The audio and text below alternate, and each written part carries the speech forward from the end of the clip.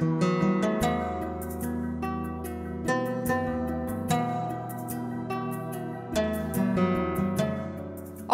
প্রহর গুনতে থাকা হাজারো প্রেমিক প্রেমিকার কণ্ঠে কতবার যে ধ্বনিত হয়েছে এই গান, তার হিসেব নেই।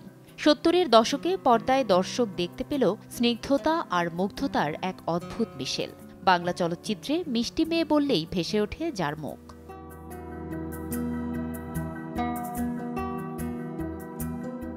ভাগ্যের চাকা বদলাতে ঢাকায় এসে প্রথম সিনেমা সুতরাং দিয়েই মিনা পাল থেকে হয়ে ওঠেন কবরী।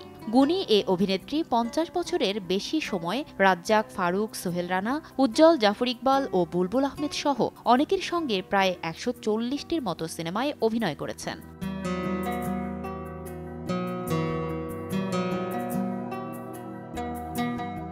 তবে ময়নামতি সিনেমায় রাজ্জাক কবরী জুটির প্রেমের রসায়ন দর্শক মনে স্থায়ীভাবে গেঁথে যায়। এছাড়াও ফারুকের সাথে সুজন সখী সিনেমায় অভিনয় করে গ্রামীণ আবহে দুর্দান্ত এক প্রেমের আবেদন তৈরি করেন।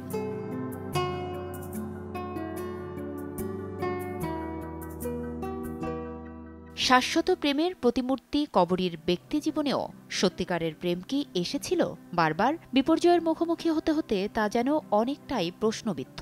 তবে তিনি ভেঙে পড়েননি। মুক্তিযুদ্ধে অংশ নিয়েছেন, জড়িয়েছেন রাজনীতিতেও। ব্যক্তিত্ববান ও প্রজ্ঞাময়ী গুণী এ অভিনেত্রী চলে গেছেন, তবু তার স্মৃতি আজও অমলিন।